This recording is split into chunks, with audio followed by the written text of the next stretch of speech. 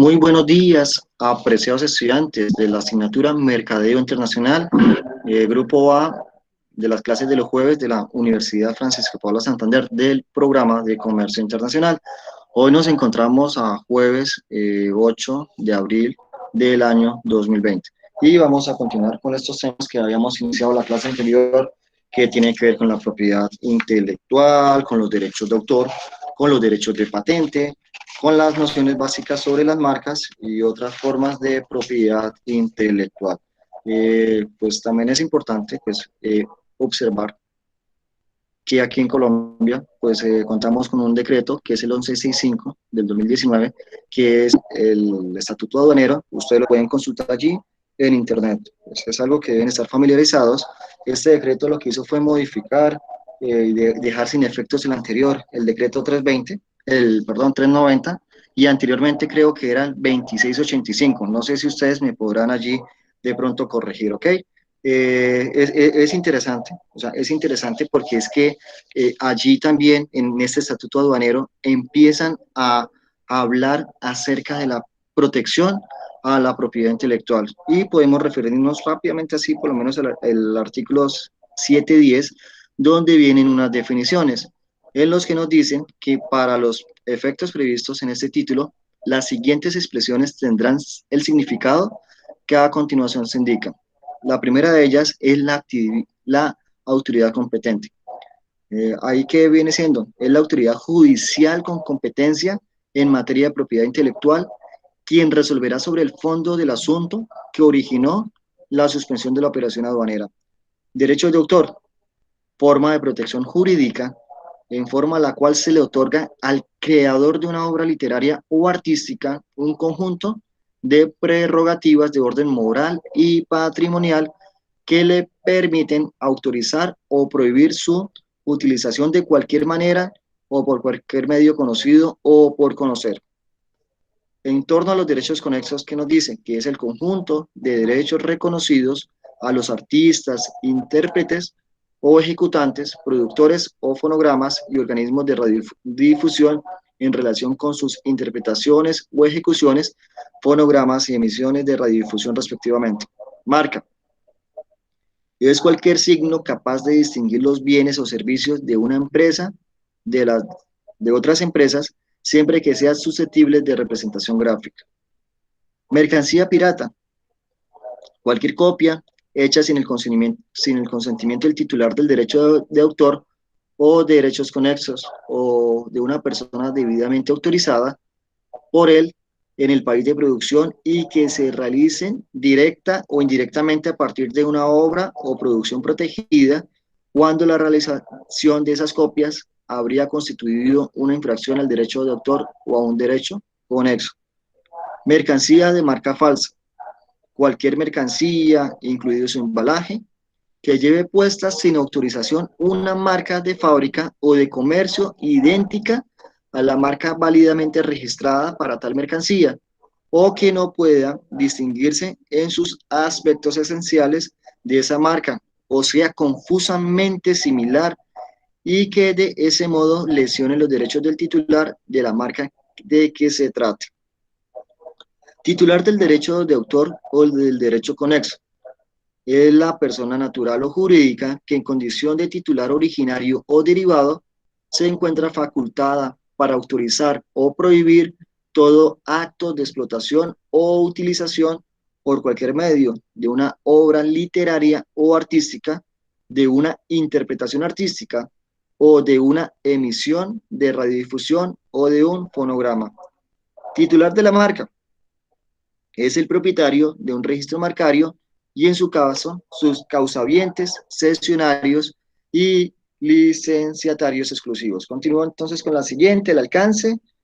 Para los efectos del presente decreto, la intervención de la autoridad aduanera, viene siendo en este caso la DIAN, se hará en relación con la mercancía supuestamente piratas o de marca falsa vinculada a una operación de importación, de tránsito o de exportación. También quedan comprendidas las mercancías vinculadas a operaciones en zona franca. Entonces allí, pues a través de ese estatuto aduanero también entonces empiezan a darle una protección a lo que es ese tipo de mercancías, lo que son las marcas, para evitar que pues un tercero empiece como que a usurpar o y sacar provecho de las mismas en detrimento de, pues, de una marca que esté legalmente pues, establecida. Acá viene el procedimiento que se realiza allí, pues, en torno con la DIAN, cuál es el contenido de la solicitud, los efectos de la solicitud, los trámites, las mercancías perecederas, qué pasará con estas mercancías, la intervención de la autoridad aduanera, ¿sí? Acá ya viene un capítulo 3, vamos a mirar, no creo que y creo que viene hasta ahí nomás. Creo que viene hasta ahí. Vamos a mirar. Capítulo 2, procedimiento, listo. Entonces, importante también la protección que se le da acá en Colombia de este estatuto aduanero. Entonces, para que lo tengan allí presentes. ¿Ok, muchachos?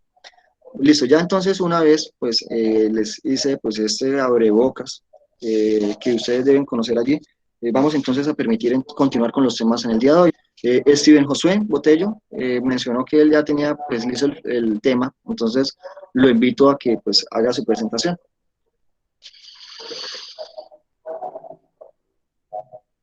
A ver, Steven.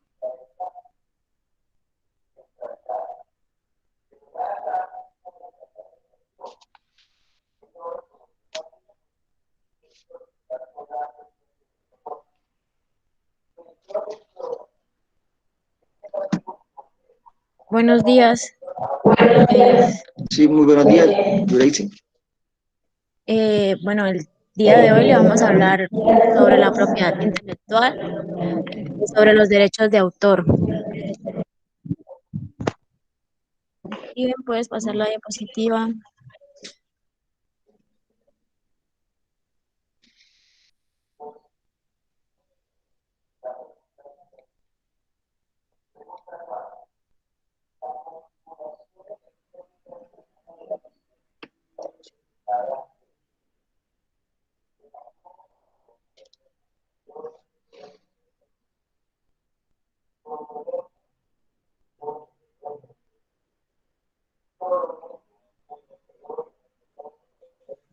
¿Qué es el derecho de autor? Es un derecho legal que se otorga al creador de una obra original los derechos exclusivos para su uso y distribución. Los derechos de autores y de los titulares de derechos conexos sobre sus obras y sobre los objetos relacionados con ellas. Este protege las creaciones literarias o artísticas de un autor que suelen denominarse obras. Protege los derechos de propiedad al igual que los personales. Un ejemplo de derechos de autor, el de un escritor sobre sus novelas, el del pintor sobre sus pinturas o el de un fotógrafo sobre sus fotografías. El convenio de Berna, que es un tratado internacional sobre la protección de los derechos de autor sobre obras literarias, pinturas y foros, también figuran todo tipo de producción del ámbito literario, científico y artístico, como son los libros, folletos, escritos, conferencias, y también incluye los derechos que gozan los artistas intérpretes o los productores audiovisuales, también los organismos de radiodifusión y los editores. ¿Qué son los derechos conexos? Estos son aquellos que otorgan protección a quienes sin ser autores contribuyen con la creatividad, técnica u organización en el proceso de poner a disposición del público una obra. Un ejemplo es el caso de una canción. El derecho de autor protege al compositor de la música y al autor de la letra. Y en el derecho conecto será aplicable a músicos y el cantante que interprete la canción. También al productor de la grabación sonora en la que se incorpora la canción y un programa que contenga dicha canción. Siguiente, porfa.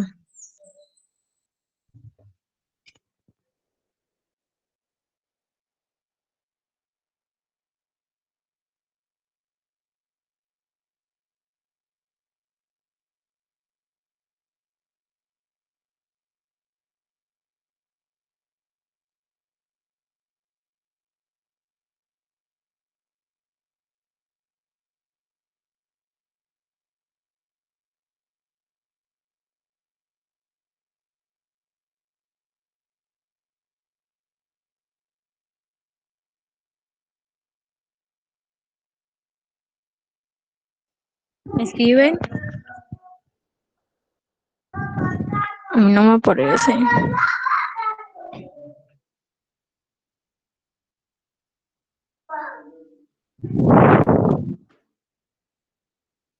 ¿Qué es la originalidad en el derecho de autor? Eh, la originalidad supone una creación independiente, lo cual significa fundamentalmente que la obra pudo haber sido copiada de otra. Para que las obras puedan ser consideradas originales y protegidas, también deben ser fruto de algún grado de creatividad. Un ejemplo de esto es cuando se traduce al inglés una novela china o cuando se realiza una película a partir de una novela. Si el plazo de protección por derecho de autor de la obra original sigue vigente antes de realizar traducciones o adaptaciones, será necesario haber obtenido una autorización. Listo.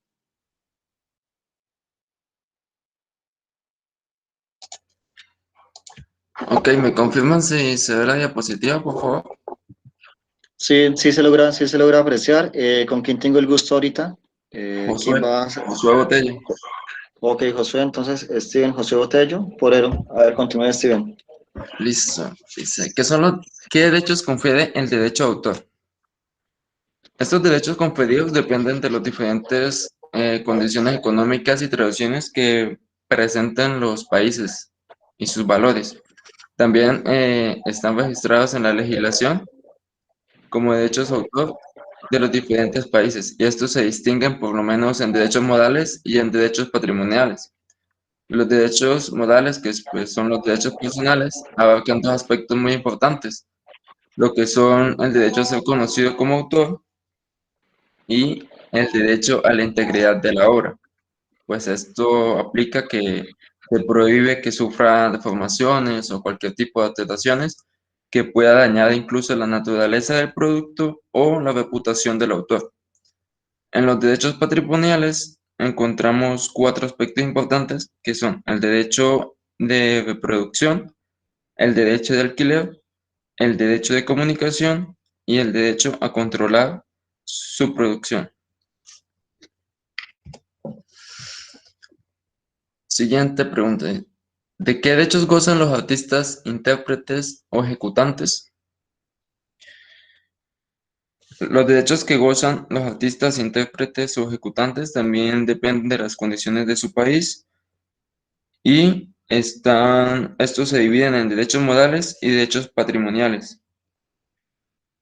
Gozan del derecho de reivindicar, ser identificados como artistas, intérpretes o ejecutantes de su interpretación o de sus ejecuciones, y también gozan de derechos patrimoniales sobre sus interpretaciones o ejecuciones, pues que les incluye el derecho de proteger su producto, eh, que solo ellos pueden grabarlos, reproducir las grabaciones y distribuirlas o difundirlas en Internet.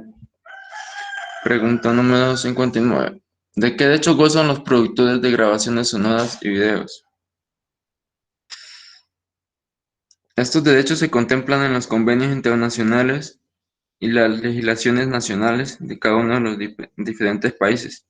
Según el acuerdo de la ATPI, que es el acuerdo sobre los aspectos de propiedad intelectual relacionados con el comercio, dice que los derechos de los que gozan son titulares, bueno, derechos conexos, cuyos derechos patrimoniales incluyen el de reproducción, distribución, alquiler y difusión en Internet de sus grabaciones sonoras. ¿Qué derechos gozan los organismos de radiodifusión?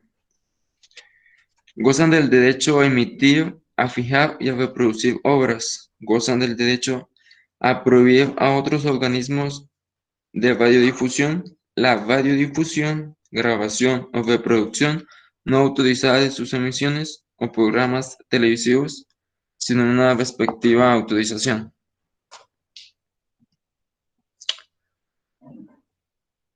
Siguiente.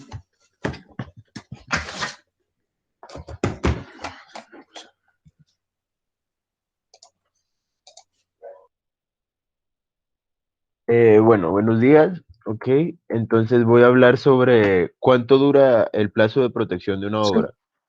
Qué pena esto, ¿con quién tengo el gusto? Es que estoy Con acá. Juan Sebastián Ortiz, profe. Ok, listo, muchas gracias, Juan Sebastián. Continúe, pues.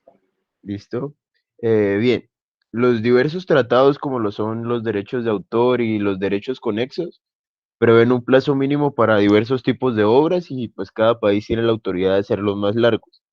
Conforme al convenio de Berna y la ADPIC, que son los acuerdos sobre los aspectos de los derechos de propiedad intelectual relacionados con el comercio, el derecho de autor está protegido durante la vida de su autor y 50 años después de la muerte del mismo.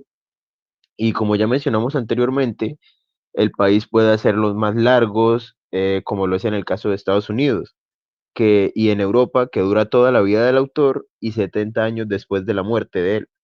En el caso del Tratado de Berna también se habla de la protección para las fotografías y demás obras de arte, las cuales tienen un periodo de 25 años después de la realización de dicha obra. Bien, ahora, ¿pueden o puede protegerse por derechos de autor programas informáticos?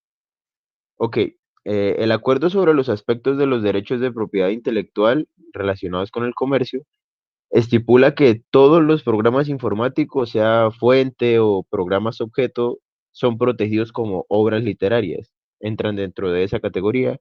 Y vale aclarar que no es necesario que un programa informático esté registrado o ese tipo de cosas para gozar de dicha protección. Desde el momento en el que se crea, este queda automáticamente ya protegido por todos los derechos de autor. Gracias a esto podemos obtener muchas ventajas, ya que proteger mediante este derecho, o sea, el de autor, dicha protección es automática, el registro voluntario es demasiado fácil y la licencia de este tendrá un plazo bastante largo, al igual que la protección de obras literarias, o sea, la vida del autor y 50 años después de su muerte, o 50 años contados a partir de la finalización de dicha obra o de la creación de dicha página informática. Ok, la 63, que no puede protegerse por derechos de autor. Pues bien, acá vamos a aclarar que el autor puede proteger las obras originales en muchos ámbitos, como le puede ser el cultural, artístico, y dicha originalidad pues supone que claramente no deben ser iguales a las creadas por otros autores. Se admite que otras obras sean similares y siempre y cuando no haya sido copiada de la otra. Si bien una obra a veces puede ser tan sencilla y tan simple que puede parecerse mucho, incluso ser totalmente igual a otra, con independencia de que quien la haya escrito, este no gozará de los derechos de autor debido a que no es original. Y es aquí donde entramos a que el nivel de originalidad varía significativamente entre distintas jurisdicciones y un ejemplo claro serían los reportajes actuales. En algunos países se considera que no deben estar protegidos por derechos de autor, mientras que en otros países sí se considera que deben protegerse con derechos de autor. Entonces es acá donde tenemos que aclarar que no se protegen con derechos de autor los hechos de base de los que se están hablando, sino las ideas o los principios de los que está pasando, sino que se protege es la expresión de un autor para dar a conocer dichas ideas, la originalidad de este para presentarlas, estos principios o hechos. Bueno, muchísimas gracias. Siguiente.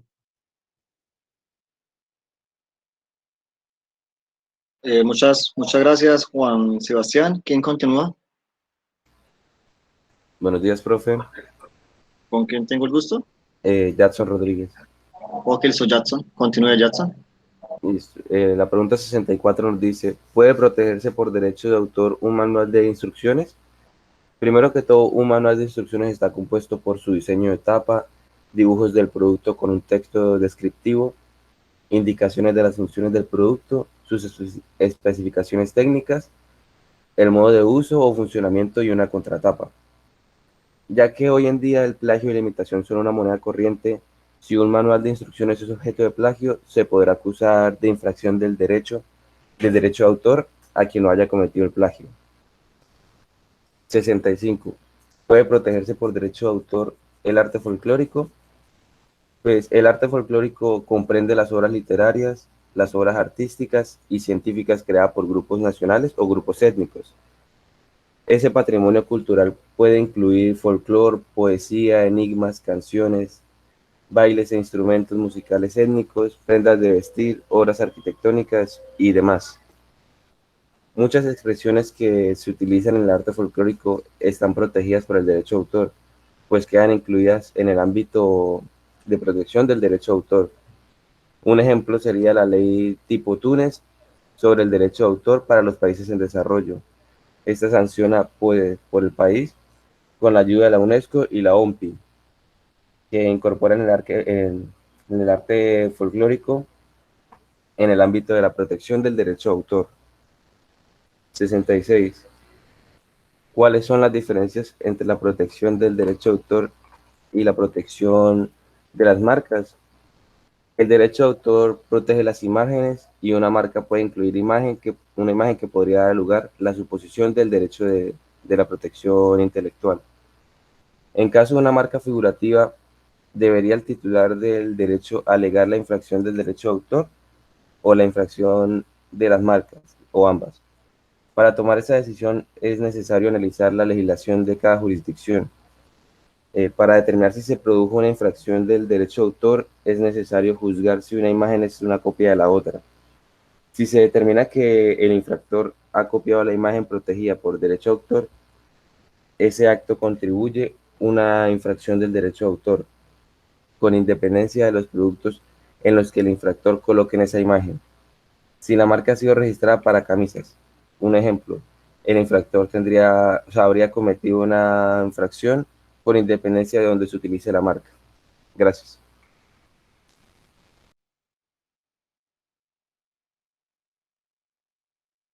Muchas gracias por su intervención. Jackson, a ver quién continúa. ¿Ya terminaron allí con su exposición? No, profe, sigo yo, pero ya estoy Ah, esperando ok. las diapositivas. Ah, no, tranquilo, caballero, continúa.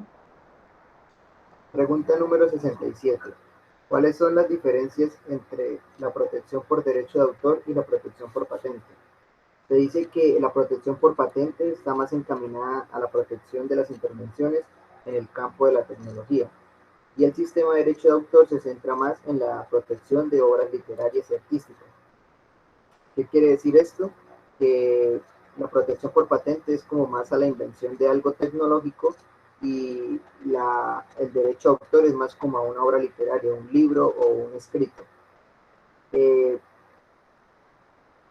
el autor se dice que con respecto a una solución tecnológica, por lo menos para la construcción de un motor de automóvil, la protección por derecho de autor y la protección por patente se centran en aspectos totalmente diferentes. ¿Qué quiere decir? Que el autor de un documento publicado sobre la estructura de un motor de un automóvil está facultado a prohibir que otra persona copie su documento.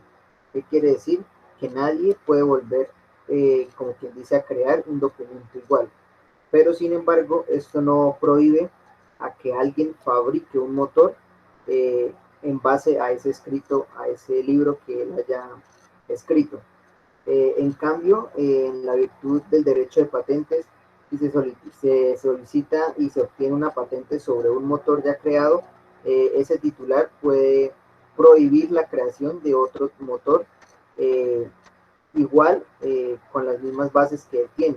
Sin embargo, tampoco prohíbe que alguien escriba un artículo sobre la estructura de dicho motor. Pregunta número 68. ¿Cómo se obtiene el derecho de autor?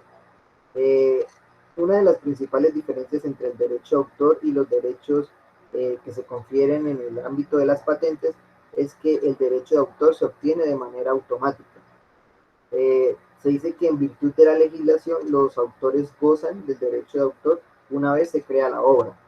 Según el convenio de Berna, se dispone que no es necesario el registro ni ningún tipo de aprobación previa, lo cual permite que esto pues como que ahorre un poco de costos, pero pues también a la vez dificulta que los autores puedan hacer valer sus derechos. Dice que el registro de una obra puede constituir una prueba independiente de la fecha de finalización. Se dice que en muchos países es diferente el obtener un derecho de autor. pero si por ejemplo en un país no se cuenta con ese dicho registro, los autores pueden optar por registrar la obra en otro país, el cual sea miembro del convenio de Berna. Si bien el registro no es una precondición de la protección del derecho de autor, en muchos sistemas jurídicos puede usarse como una prueba preliminar de la titularidad del derecho de autor. Pregunta número 69. ¿Cómo se determina la titularidad del derecho de autor? Esto es un principio básico que el derecho de autor pertenece naturalmente al autor de una obra, lo cual sirve pues para proteger las creaciones del intelecto. En muchos sistemas, el derecho de autor, que distinguen entre el derecho de autor y los derechos conexos, las personas jurídicas pueden también optar a ser titulares de un derecho de autor. A pesar de los debates sobre si se corresponde que un animal o un robot sean titulares de derecho de autor, los sistemas jurídicos por lo general no permiten que alguien que no sea persona natural o persona jurídica opte por ser el titular de un derecho de autor. Los tratados internacionales y las legislaciones nacionales sobre el derecho de autor prevén la atribución del derecho de autor sobre las obras creadas en circunstancias especiales. Esto quiere decir que en el caso de que una obra de autoría conjunta creada por dos personas, se considera que ambas son las titulares de este derecho de autor. Listo, muchas gracias. Buenos días. Pregunta 70. ¿Cómo se Hola, obtiene el Jennifer. derecho de Perdón, autor? qué pena, buenos días, qué pena. Jennifer Andrea. Sí, señor. Ok, listo, muchas gracias. Vale. Pregunta 70. ¿Cómo se obtiene el derecho de autor?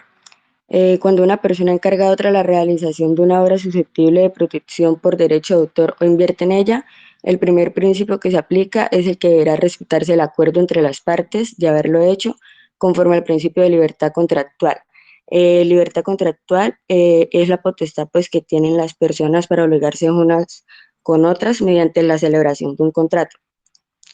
Aquí, pues, por lo general, el inversor reclamará, pues, en el acuerdo la titularidad de la obra. Y si el inversor, pues, ha omitido celebrar un acuerdo vinculante, es posible, pues, de igual forma que sea titular de la obra debido a la práctica internacional.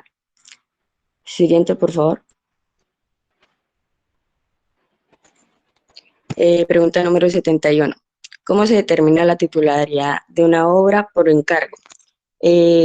Bueno, si el autor de una obra es empleado de una compañía, pues hay dos maneras de determinar quién debería ser el titular del derecho de autor. La primera, en los países common law, como Estados Unidos y el Reino Unido, en los que el derecho de autor se ha centrado en mayor medida en los derechos de propiedad. Una empresa pues que invierte para crear una obra está permitida que sea el titular original del derecho de autor o aún el autor. La segunda manera es en los países de tradición jurídica romanista, como Alemania y Francia, se considera pues que una obra es el reflejo pues de la personalidad del autor y de su espíritu, por lo que pues, o sea, solo las personas físicas pueden ser autores, aunque la empresa puede ejercer el derecho de autor o ser cesionaria de él por contrato. Pregunta número 72. ¿La persona cuyo nombre figura en una obra es necesariamente el autor?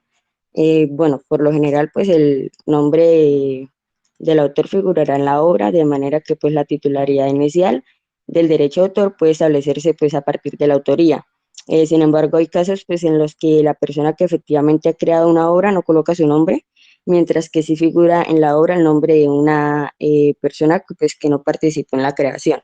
El derecho de autor puede asimismo pues transferirse o cederse, por lo cual el actual titular del derecho de autor podría no ser el autor inicial, con independencia de que el nombre del autor inicial figure en la obra.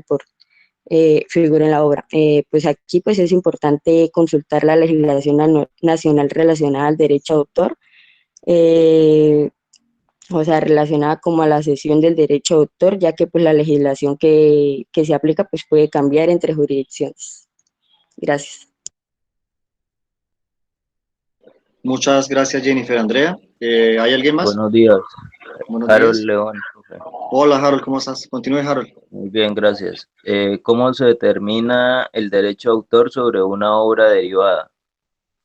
Una obra derivada es una obra creada a partir de una obra original con expresiones adicionales que satisfacen el requisito de originalidad.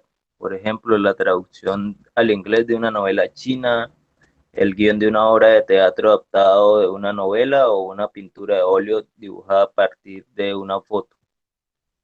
Entonces, en virtud de la legislación de derecho de autor, el autor de una obra derivada podrá gozar del derecho de autor sobre algunos elementos de la obra e infringir los derechos del autor o el titular de los derechos sobre la obra original, si no ha obtenido la autorización para utilizar la obra original.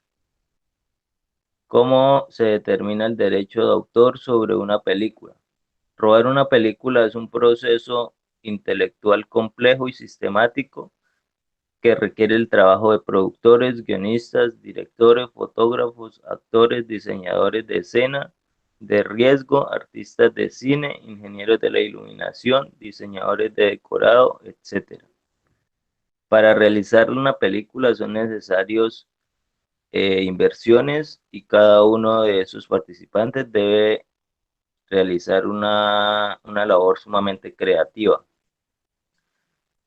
Para determinar quién tiene el autor, quién tiene el derecho de autor, pues se basa en el trabajo que hace el productor y de ahí, que es el que realiza la inversión más grande y se supone que las operaciones comerciales que esto lleva para poder, pues, que la película tenga éxito, entonces se le confieren los derechos de autor al productor de la película.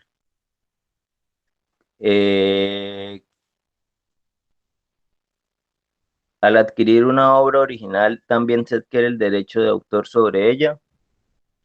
Es posible que al adquirir un ejemplar original de una pintura o una fotografía se tenga la ilusión de que se está adquiriendo el derecho de autor sobre esta, porque es costosa y porque se adquiere la posesión de la obra. De hecho, conforme a la legislación del derecho de autor, adquirir la propiedad de una obra original no significa adquirir al mismo tiempo el derecho de autor.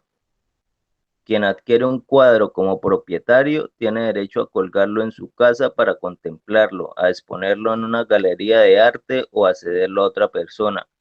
Sin embargo, si coloca su firma al pie de la pintura pretendiendo ser el pintor, estaría infringiendo el derecho del pintor a la paternidad de la obra y de manera similar, si hace publicar por una editorial copias de la pintura, está infringiendo el derecho de reproducción del autor.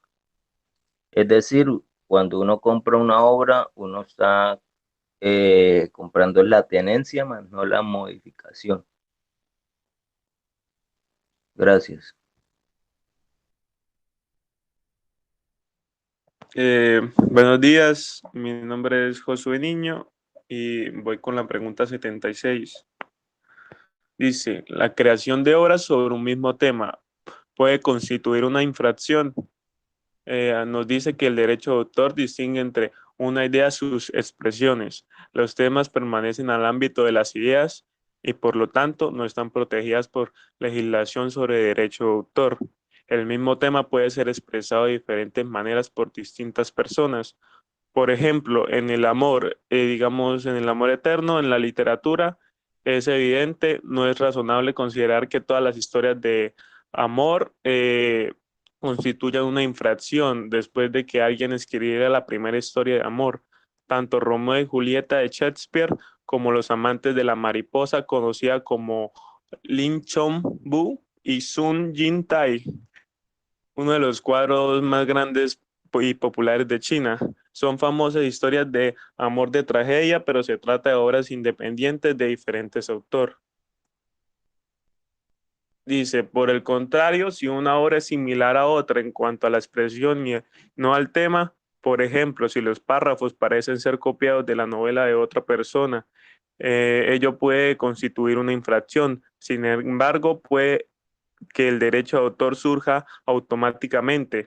El titular del derecho debe probar, en primer lugar, que la obra se completó antes que el presunto infractor y también que el infractor tuvo la oportunidad de acceder a la obra a fin de satisfacer la condición que haya acceso y similitud esencial. Pregunta 77. Dice, ¿Qué es un organismo de gestión colectiva? La gestión colectiva es una opción inherente del sistema de derecho de autor que exige o permite que los titulares de derechos administrar sus derechos por conducto de una organización de gestión colectiva. Es posible que no sea realista llevar a cabo una gestión individual de derechos de autor y los derechos conexos. Los autores, los artistas, intérpretes, ejecutantes o los productores, por ejemplo, no pueden ponerse en contacto con todos y cada uno de los emisores de la radio para negociar las licencias y remuneraciones por el uso de canciones. Por otro lado, no resultaría práctico que una emisora de radio tuviera que pedir efectivamente la autorización de cada autor, intérprete o productor de cada canción. Dice la OGC facilita la gestión de derechos de interés de ambas partes y la recompensa económica para la titularidad de los derechos. Actualmente se han creado OGC en la mayoría de países para gestionar, por ejemplo, la concesión de licencias sobre música, obras literarias, películas, interpretaciones o ejecuciones, artes visuales y grabaciones sonoras. A medida que avanza la tecnología de duplicación y comunicación, las obras se utilizan cada vez más en diversas formas y a través de las fronteras y cada vez más difícil para los titulares de derechos abarcar y controlar plenamente el uso de obras. En estas circunstancias, la OGC son más importantes. La pregunta 78 dice, ¿qué debe tener presente un autor cuando crea una obra?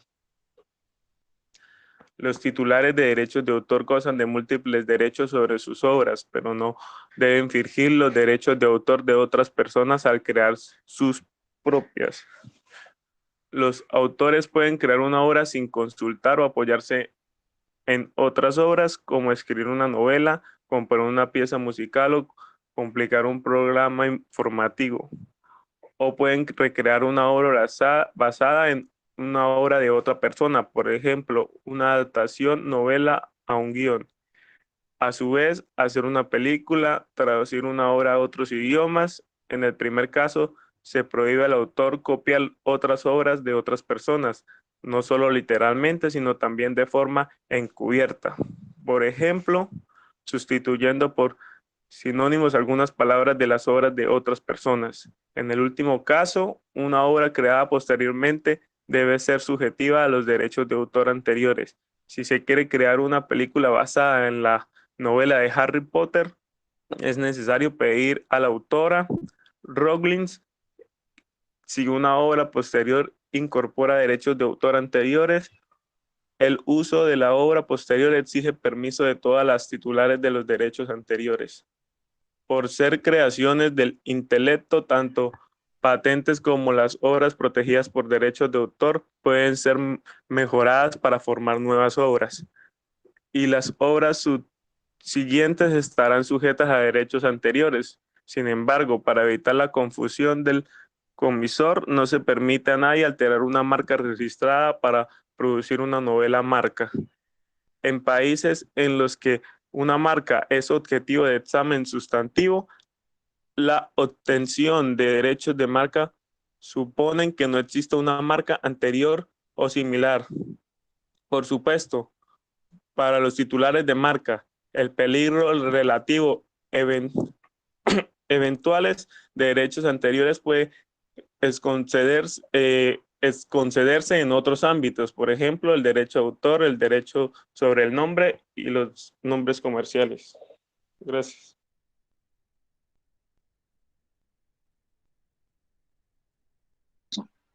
Muchas gracias por su intervención. José Daniel, dime. Falto yo.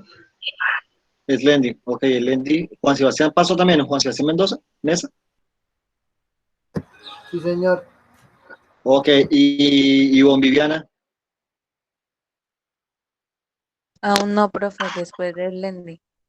Ah, ok, listo. Entonces, sigue entonces el Lendy. Sigue que estaba mirando acá la página de la Superintendencia de Industria y Comercio. Hay unos cursos interesantes allí en la parte de formación, y por el grupo de WhatsApp le acabé de compartir una serie de publicaciones que también es interesante en torno a lo que es la propiedad intelectual y los manuales, como el paso a paso que deben seguir en caso en que de pronto alguien desee pues, hacer un registro de una marca ante la Superintendencia de Industria y Comercio. Ayer le compartí por WhatsApp. Ahora entonces continuamos con Yari, es Lendy Yari Arias. Sí, profe. Ok, continuemos. El 79. Los fotógrafos tienen derecho a exponer en públicas fotografías de personas tomadas por ellos mismos. Esto tiene algo de, esto es como un mutuo acuerdo entre las dos partes, pues el fotógrafo toma fotos de personas, el derecho de autor sobre estas fotos la determina dicho acuerdo, que es entre el fotógrafo y la persona fotografiada.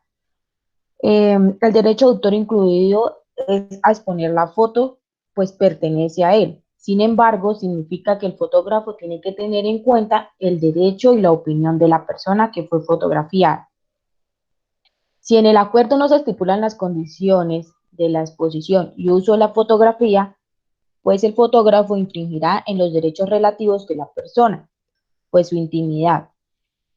Cuando en una foto hay personas, puesto que pueden haber fotos de sitios, coexisten en ella los derechos del autor del fotógrafo y los derechos de la personalidad de las personas, que incluyen la posibilidad de controlar el uso de la imagen para usos comerciales. Estos son cuando son personas famosas, pues se tratan de derechos de publicidad y pues todo esto lo maneja la parte del manager. Pues a menudo existen los paparazzis que toman fotos sin consentimiento de la persona que va a ser fotografiada. El 80 habla de la reproducción no autorizada de música de fondo en un centro comercial. Constituye infracción del derecho del autor, pues cuando se va a un centro comercial, pues hay música de fondo, más que todo, en su mayoría pop. Pero esta música tiene un derecho de autor que está protegido por un tiempo limitado. Es decir, bueno, esto tiene más que todo como lo relaciono con el tema de Diomedes, pues en un centro comercial no van a colocar música de Diomedes, pero pues en su momento cuando él falleció, dice que 80 años después aún la familia seguirá recibiendo los ingresos de su música. Entonces en un centro comercial sí se puede reproducir música, pero tiene que ser con el consentimiento del autor de la misma. El 81. Es necesaria la autorización de los titulares del derecho de autor para difundir su obra en Internet. Esto es un tema bastante complicado, puesto que ahorita con el tema de la Internet, pues encontramos todos los libros, en fin, digital, pero estos están protegidos, puesto que se debe pagar pues por su difusión o para su respectiva lectura. Las obras pues han sido distribuidas rápidamente por numerosos usuarios en la Internet, pero se necesita un permiso para acceder a ellas.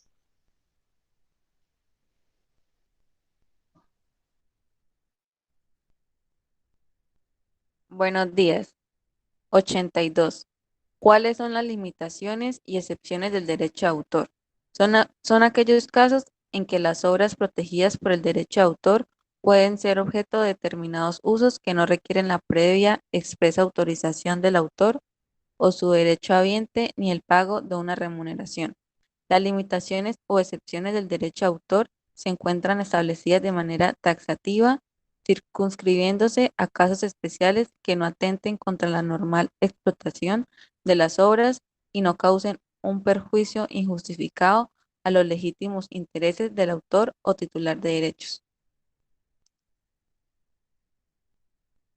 Siguiente, por favor. ¿Qué tipo de interpretaciones o ejecuciones están sujetas a limitaciones y excepciones? En términos generales, se requiere algún tipo de licencia para la mayoría de las interpretaciones o ejecuciones públicas de distintos tipos de obras, aunque para algunos fines la tasa de licencia puede ser muy baja o nula. Los factores debido a los cuales puede exigirse una licencia en relación con una interpretación o ejecución pública varían según la legislación nacional. ¿Cuál es la diferencia entre la negociación de licencias colectivas impuestas por la ley obligatoria y la negociación de licencias colectivas contractual voluntarias sobre obras protegidas por derecho de autor? En el mundo existen varios tipos de enfoques de la gestión colectiva. Por ejemplo, la gestión colectiva impuesta por la ley obligatoria y la gestión colectiva contractual voluntaria. La principal diferencia radica en la naturaleza de los derechos. En el caso de un derecho exclusivo, la concesión de licencias se basa en mandatos voluntarios, ya sea de la totalidad o de la mayoría de los titulares de derecho. Es posible prohibir el uso de obras protegidas. La concesión de licencias es un elemento esencial de la gestión colectiva. En los casos de un mero derecho a la remuneración, que es la esencia de una licencia no voluntaria, la explotación tiene lugar sin el consentimiento de los titulares de los derechos, pero estos tienen derecho a la remuneración equitativa. La gestión colectiva es necesaria para recaudar la remuneración y distribuirla a los titulares de los derechos. 85. ¿Qué es una mención de reserva del derecho de autor? La mención de reserva del derecho de autor se utiliza para informar a terceros que la obra de que se trate está protegida por el derecho de autor mediante un signo en el que la C indica el derecho de autor. La mención de reserva del derecho de autor se contempló por primera vez en la legislación sobre derecho de autor de los Estados Unidos y también figura en la Convención Universal sobre Derecho de Autor.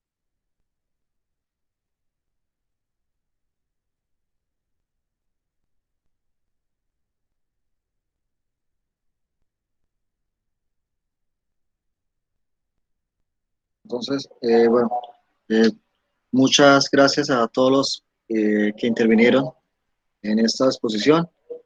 Es interesante este tema, el de los derechos de autor, ¿ok? ¿Hay otro grupo allí que esté disponible para realizar la exposición?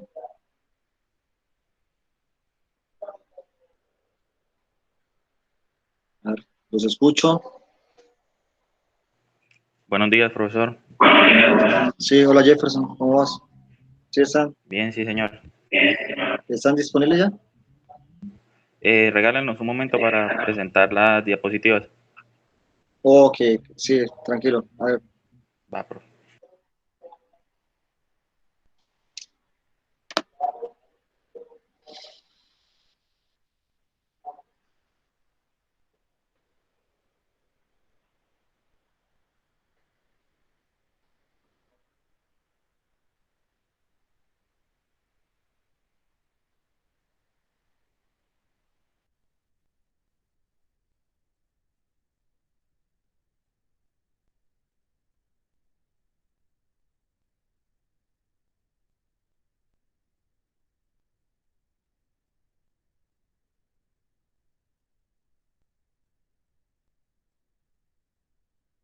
Marjorie Brigitte ya se encuentra en la clase.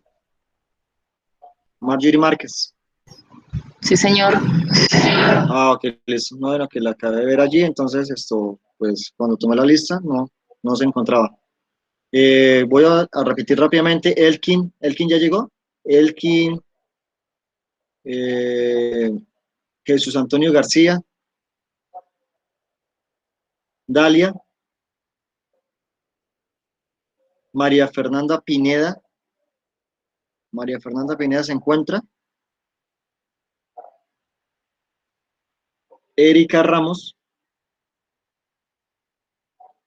Iván Parra, Juan Diego Molano, Yeli Marian Torres, Aquí, Hermes. profe. ¿Quién, perdón? ¿Yeli? Yerli. Profe, presente. ¿Sí? Hermes, a ver, Hermes. Sí. Y Rosana Carolina. Ok, listo. Entonces estamos allí pues dando, pues espera que pues es el grupo que corresponda, pues haga su presentación, ¿no? Allí entonces pues estaba revisando en la página de la Superintendencia de Industria y Comercio, el www.sic.gov.co,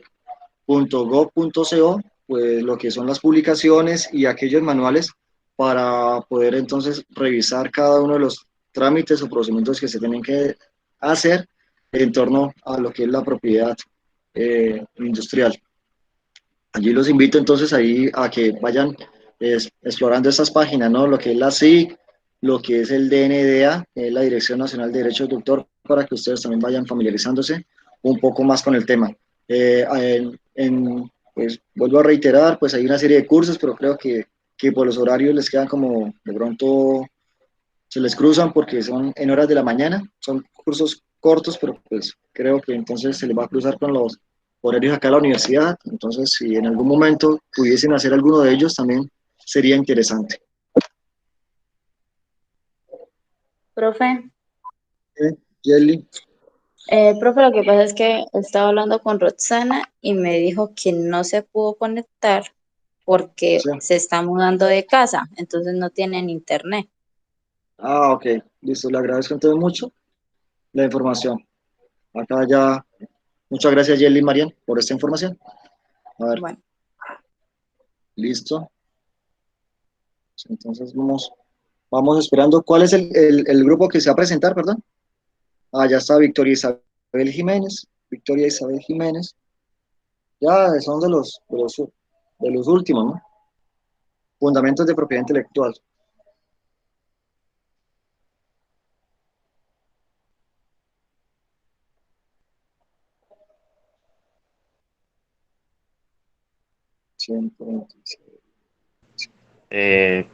Buenos días para todos. Nuestro grupo está encargado de realizar la última exposición que se determina con el nombre de Fundamentos de Propiedad Intelectual. ¿Podría pasar la diapositiva, Victoria? Ok, como tal me corresponde a mí, Jefferson Ruiz, la pregunta 86 que habla sobre qué es una marca. Como tal, tengamos claro que una marca es un signo utilizado pues para identificar un producto o un servicio. La marca como tal es la identificación comercial diferente o sí, diferente que resalta sobre la competencia. La, mar la marca e imagen de marca, digamos que se refiere a lo mismo, pero pues de ángulos diferentes. Usamos el término marca cuando nos centramos en aspectos legales y el término imagen de marca cuando nos referimos a la proyección comercial. En pocas palabras, una marca es un registro legal y una imagen, en un término que se alcanza cuando ya hay una penetración en el mercado, digamos cuando ya tenemos el factor diferenciador que nos hace resaltar sobre los demás para que pues nuestros potenciales clientes nos reconozcan. La marca es como la manera más efectiva de proteger de nuestra competencia. El registro de marca cuenta con un respaldo legal y que suele ser utilizados para defendernos de plagios y, digamos, competencia no leal, desleal. ¿Podría pasar la diapositiva, Victoria? Pregunta 87. ¿Qué diferencia hay entre una marca y un nombre comercial? El nombre comercial se utiliza para diferenciar a una empresa de la otra. La marca es un signo utilizado en productos o servicios para distinguirlo de la competencia. En pocas palabras, el nombre de marca y las marcas comerciales sirven como signos de identificación de una empresa. En las empresas que se dedican en su actividad hacia los servicios, esto es un aspecto un poco más complicado. Digamos que generalmente las empresas que dedican a prestar un servicio asocian el nombre de su servicio con su marca, como CompuServicios o CompuTaller, generalmente están relacionadas directamente con el servicio que otorgan. En las empresas que pues determinan su producto o su producción más que todo a como tal un producto físico, este aspecto pues cambia, ya que necesariamente no está ligado el componente físico del producto con el componente literario de la marca. Por ejemplo, la empresa Nutresa es una empresa que maneja como tal múltiples productos, pero pues generalmente el nombre de sus productos no está relacionado con pues el producto tangible como tal que ofrecen. Digamos, ¿qué se entiende? Pregunta 88. ¿Qué se entiende por el uso de marca? Una marca es un signo utilizado para identificar la procedencia de los productos. Se entiende por uso de la marca en lugares donde pueda identificarse ese producto como en los productos. En otros factores como pues contenedores, anuncios, generalmente como aspectos que hagan atraer de una manera directa a futuros compradores de la marca, pero pues que como tal no esté ligada al producto mismo. Gracias. Listo. Muchas gracias, Jefferson. Vamos a ver. Sí, profe, Jefferson. Ok, listo, Jefferson. ¿Quién continúa entonces después de Jefferson? Profe, si no me equivoco, viene la compañera Erika Ramos, pero pues como ella vive en zona rural y le escribí esta mañana y no tiene internet, lo más probable, por no decir lo lógico, es que se haya quedado sin señal. Sí, ¿ella en qué parte vive? Perdón. Es que no me acuerdo el nombre del pueblito, pero eso es por allá para Sardinata. Ah, ya, sí, creo, no sé, si por ahí entonces como que las Mercedes, algo así. Ok, entonces pues Algo así, continúen sí. ustedes, sí, entonces continúen ustedes allí, pues ya sabemos que está en zona rural. Como tal, profe, ¿leemos las diapositivas que tiene Erika o Sí, saltamos claro, las del compañero? ¿Sí? no, Ok. sí, para que no queden allí pronto, pues sin leer, entonces, pues por lo Hueco, menos sí. para, ¿qué es lo que trato? ¿Qué tipos de marcas registradas existen? Existen como tal dos tipos especiales de marcas registradas, a saber las marcas colectivas y las marcas de certificación. ¿Qué es una marca notoriamente reconocida? Teóricamente, una marca notoriamente reconocida se refiere a una marca que goza de de una gran reputación en el mercado y es bien conocida por el sector perteneciente al público. Como tal, pues, digamos que esto hace referencia a las marcas que ya tienen una penetración como tal intelectual o una fidelidad hacia el cliente, que ya es como que fácil simplemente identificar con un logo, saber de qué trata la marca o cuál es el producto que ofrece hacia los clientes. Yo creo que el ejemplo más claro de esto podría ser marcas como tipo Nike, que simplemente uno con identificar su logotipo, que es un chulo, pues ya sabe de qué trata la marca y qué aspectos ofrece la marca. Deben todos los productos estar protegidos por las marcas registradas. Para poder utilizar una marca no es necesario registrarla, pero pues en factores legales yo diría que sí es necesario utilizar las patentes de marca pues para poderse defender uno de competencia desleal o pues de problemas legales o jurídicos que esto pueda otorgar.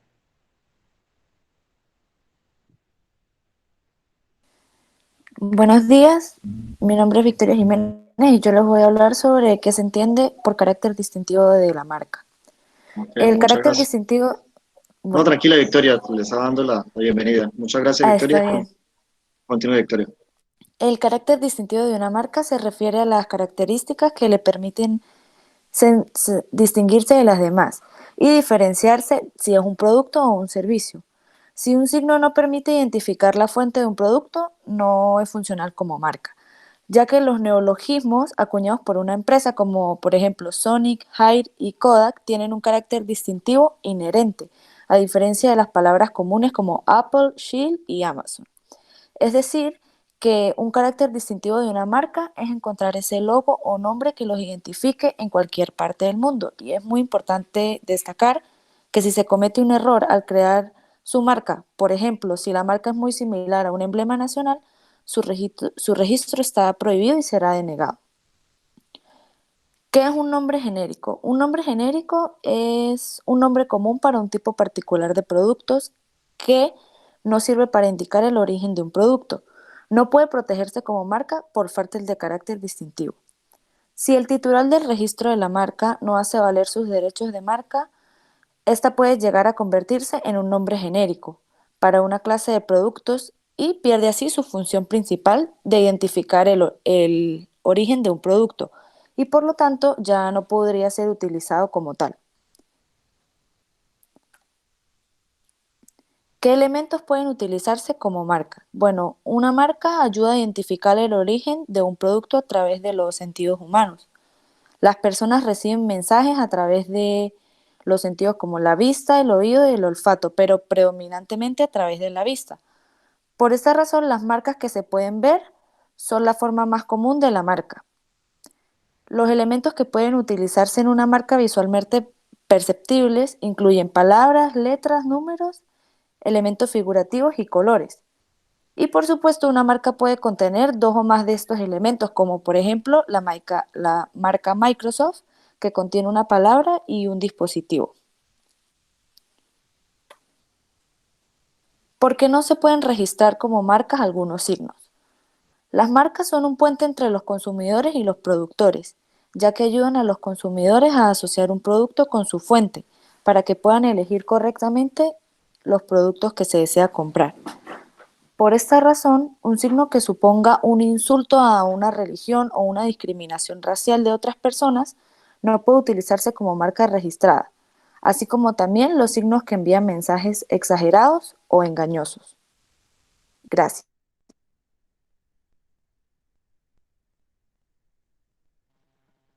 Muchas gracias, Victoria. Buenos días, ¿Sigue profe. Hermes Mota? Ok, Sí, Hermes señor. Mota, muy buenos días. Ok, continúe, don Hermes. La 96. ¿Cómo se determina el alcance de la protección de los derechos de marca? Una marca se compone de dos partes, el signo y los productos o servicios representados por el signo. El alcance de la protección de una marca no se limita al signo y a los artículos inscritos del certificado de la marca, sino se hace extensible a los otros similares que pueden ser fácilmente olvidados. Por ejemplo, Olay y Oakley son muy similares al igual que Adidas y Odidas. Por lo tanto, se puede generar una confusión entre los clientes. Para determinar las similitudes entre productos debemos tener en cuenta factores como la función del uso y el sector industrial.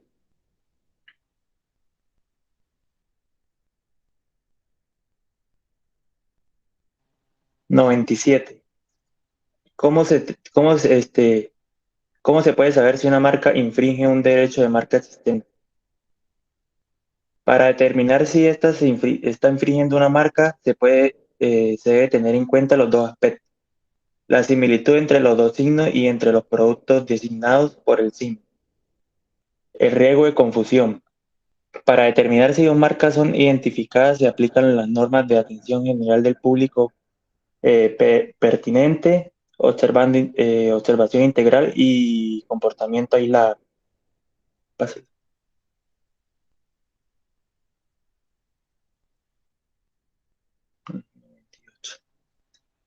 ¿Qué es la clasificación de NISA? El fin de clasificar el producto y servicio para el riesgo de las marcas. El 15 de junio de 1957 se firmó en Niza, Francia, el arreglo de Niza, que entró en vigor el 8 de abril de 1961. La clasificación de NISA divide los productos en 34 clases, los servicios en 11, lo que facilita mucho la búsqueda y administración de marcas.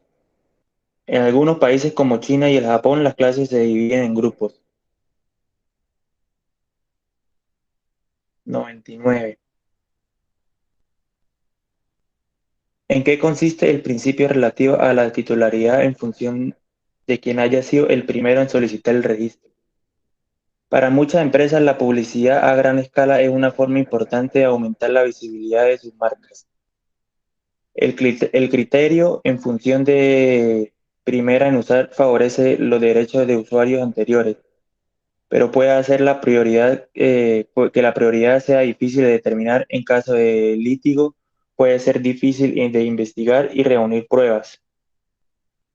En cuanto a la titularidad de los derechos de marca, los empresarios durarán a la hora de invertir recursos en promoción de sus marcas. En general, el principio de primero en presentar la solicitud es la más conveniente de que el primero en usar. Gracias, profe. Muchas gracias allí por su intervención. ¿Quién continúa? Yo, profe, buenos días. Ok, Sandra Marcela, un gusto. Bueno, después de verme, sigue Sandra. Con, ¿Qué son los exámenes de forma y los exámenes sustantivos? Para el examen de las solicitudes de registro de marcas, las autoridades nacionales de marcas aplican dos criterios, los exámenes sustantivos y los exámenes formales. En una jurisdicción que favorece el examen de fondo, la oficina de marcas examina tanto los aspectos formales como los sustantivos de una solicitud. Si la solicitud cumple con los requisitos de registro, será aprobada para su registro. Si no lo hace, será rechazada. La siguiente, ¿en qué consisten los procedimientos de oposición e invalidación en el ámbito de las marcas? En muchos países, cuando una solicitud de registro de marca satisface el examen de forma, se publica antes de que se conceda el registro. Si una de las partes considera que la solicitud entra en conflicto con alguna disposición prohibitiva de la legislación de marcas o con sus derechos e intereses, puede presentar una oposición para impedir el registro de la marca. Si la parte interesada no presenta la oposición en el plazo establecido y la marca es registrada, podrá solicitar posteriormente la invalidación de la marca registrada. Siguiente, ¿qué es un agente de marcas? Se impide que terceros ofrezcan productos o servicios idénticos o similares con marcas idénticas o similares a la suya. Genera confianza entre los consumidores. Es una forma de diferenciar su marca, logrando así que el público objetivo pueda reconocerle sobre los demás signos que hay en el mercado. Para solicitar el registro de una marca, el solicitante puede recurrir a un agente de marcas para que transmita la solicitud en su nombre, dado que la solicitud de registro de una marca es un proceso que lleva mucho tiempo, a menudo más de un año, e implica complejos requisitos legales y procesales y muchos obstáculos inesperados. Es necesario estar familiarizado con los procedimientos legales pertinentes. Un agente de marca experimentado que conozca los procesos y normas de exámenes y tramitación de marcas estará en mejores condiciones para realizar evaluaciones precisas de una situación y ayudar al cliente a resolver problemas.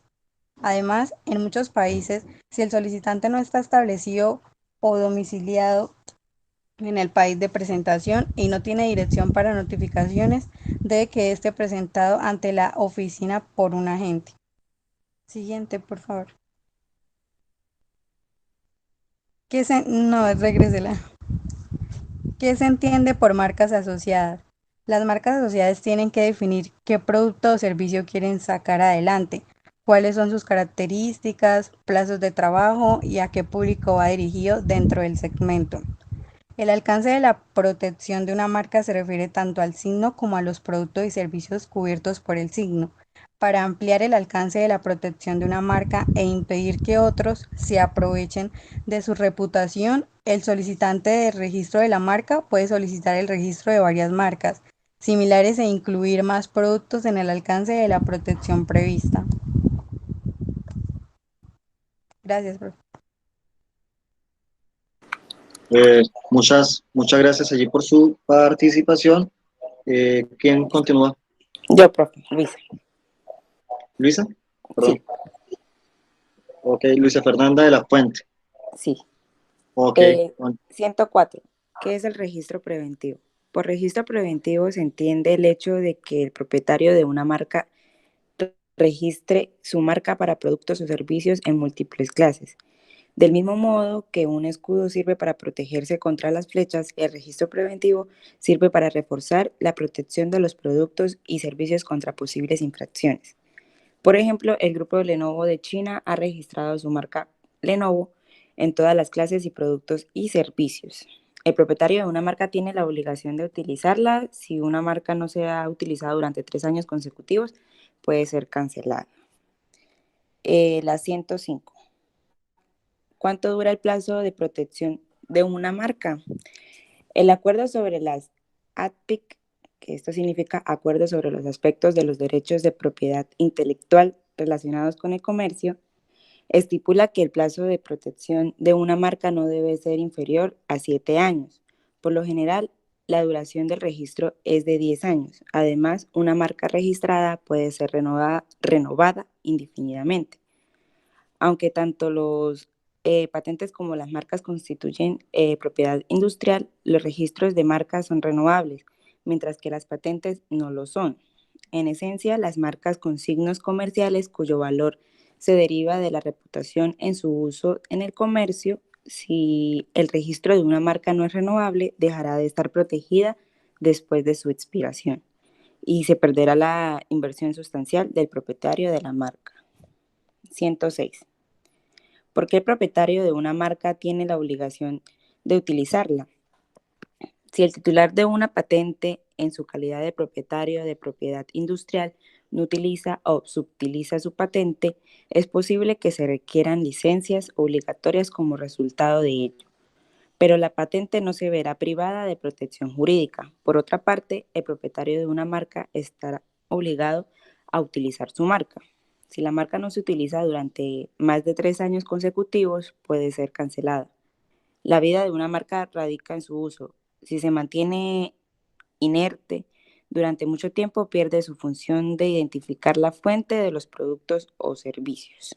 Ya.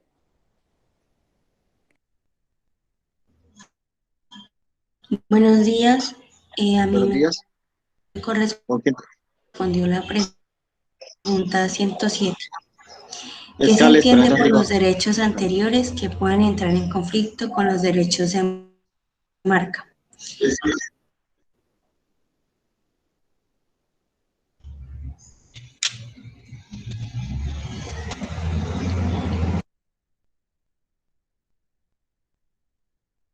Continúe, Escala, tranquila, continúe. Ah, ¿qué se entiende por los derechos anteriores que pueden entrar en conflicto con los derechos de marca? En un ordenamiento jurídico, a menudo los diferentes derechos entran en conflicto entre sí y los derechos de marca no son una excepción. Entre los derechos anteriores que pueden entrar en conflicto con los derechos de marca están los derechos sobre nombres comerciales, el derecho de autor, los derechos sobre los diseños industriales y los derechos sobre los nombres. Pues dicho todo lo anterior, cabe aclarar que una marca identifica el origen de un producto y un nombre comercial diferencia a las empresas, aunque ambos y cada uno de ellos sean signos comerciales.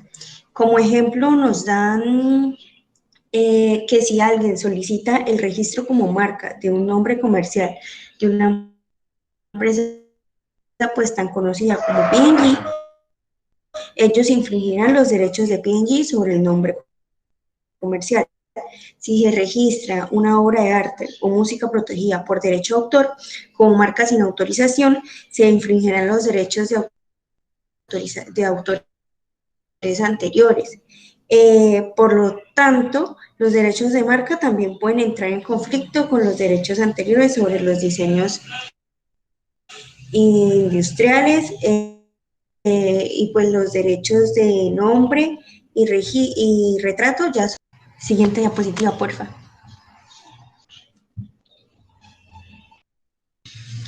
¿Qué son las licencias monopolizadoras, las licencias exclusivas y las licencias ordinarias por la cual el propietario de la marca utiliza a un solo licenciatario autorizar? El propietario de la marca no puede utilizarla en un territorio determinado dentro de un periodo de tiempo determinado. En esta otorga la autoridad más amplia al licenciatario y cuando es producida una infracción de la marca, la ley da paso al licenciatario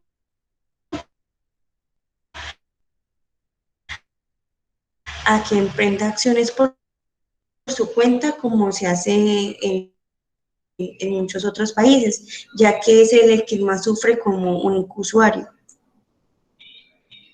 Licencia exclusiva. Autoriza al licenciatario a utilizar la marca de manera exclusiva, pero el propietario de marca puede ser el propietario de la marca y si el propietario no quiere presentarla, el licenciatario puede hacerla por su cuenta. Licencia ordinaria. El propietario de marca autoriza al licenciatario a utilizar la marca, pero se reserva el derecho de utilizar la marca propiamente dicha y de autorizar a otros licenciatarios a utilizarla. Pues en este caso, el licenciatario no puede demandar por su cuenta propia, ya que solo es uno de los licenciatarios. y para hacerlo tiene que contar con la autorización del propietario de la marca. ¿Por qué las licencias obligatorias no se aplican a las marcas? Las licencias obligatorias se aplican a las patentes de invención, a los modelos de utilidad, a los derechos de autor, pero no a las licencias obligatorias. Son creaciones intelectuales, mientras una marca pues es un signo comercial. Como ejemplo, una crisis sanitaria como la de ahora, que requiere producción a gran escala de muchas vacunas, digamos que patentado por la propiedad intelectual de una empresa, en este caso pues una empresa A. Pues en esta situación se justifica la concesión de licencias obligatorias de la vacuna. Sin embargo, no es necesario etiquetar vacuna con la marca registrada de una empresa. De hecho, pues esta no va a afectar la efectividad de la vacuna. Pues todo lo contrario, el uso de la marca de una empresa en la vacuna va a hacer que las personas crean que la vacuna fue hecha por tal empresa, más no por un licenciatario.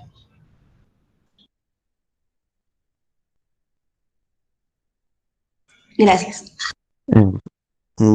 Bueno, yo voy a presentar las siguientes preguntas. Ok, ¿Cuál es Diego. el símbolo de una marca registrada? Por lo general, reconocido como R de Register. Esta hace alusión a las marcas registradas por TM Trademark, la cual se usa cuando una marca no registrada se encuentra en proceso de registro. Estas no son obligatorias al mostrar la marca al público. ¿Qué se entiende por el uso descriptivo de la marca? Se entiende como uso descriptivo el uso de ciertas palabras para distinguir algunos productos, como por ejemplo cola para Coca-Cola, pero no siendo parte de su marca registrada, dando oportunidad a otras marcas a utilizar estos términos, como por ejemplo Pepsi, Cola. ¿Qué se entiende por el uso indicativo de la marca? Es el uso justificado por parte del mercado para establecer a los consumidores información de los productos sobre determinada marca. Como por ejemplo,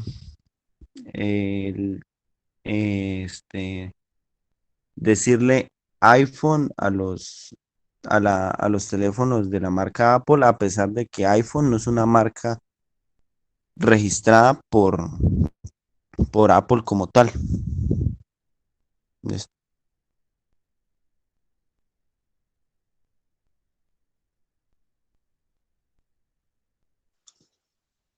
Bueno, buenos días. Voy a presentar la pregunta 113. ¿Qué diferencia hay Eliana. entre la cancelación? Sí, profe. No, tranquila, Eliana. No, Eliana, estaba mirando acá, verificando. Ok, Eliana, continúa entonces. Listo. ¿Qué diferencia hay entre la cancelación y la invalidación de una marca? Tanto la cancelación como la invalidación de una marca acarrean la pérdida de los derechos de marca, pero existen diferencias significativas entre los dos procedimientos.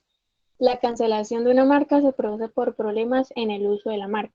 Por ejemplo, si el propietario de la marca modifica de manera indebida la marca o la información sobre el propietario de la marca. La consecuencia de esto es que pues, los derechos de marca perecen a partir de la fecha de cancelación. Si una marca ha sido registrada el 13 de enero del 2016 y ha sido cancelada por uso indebido, y la cancelación fue anunciada y registrada el 14 de junio del 2018, o sea, 2 años después, se entiende que los derechos de marca han quedado extinguidos desde la última fecha, o sea, en el año 2018. Por otra parte, encontramos que la invalidación de una marca se produce porque la marca tenía defectos en el momento de la solicitud. Si se hubiera invalidado la marca mencionada en el ejemplo, se consideraría inexistente a partir de enero del 2016, que fue la primera fecha en la que fue registrada la marca. La pregunta 114, ¿qué es la importación paralela?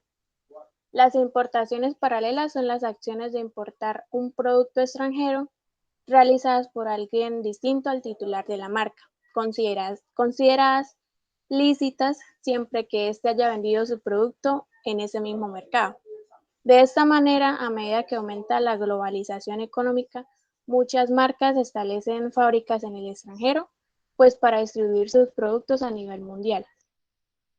Aunque estos productos se venden bajo la misma marca, pueden diferir en especificaciones, técnicas y pues precios, dando como resultados que algunos comerciantes compren barato y vendan caro, moviéndose entre países con precios bajos y países con precios altos.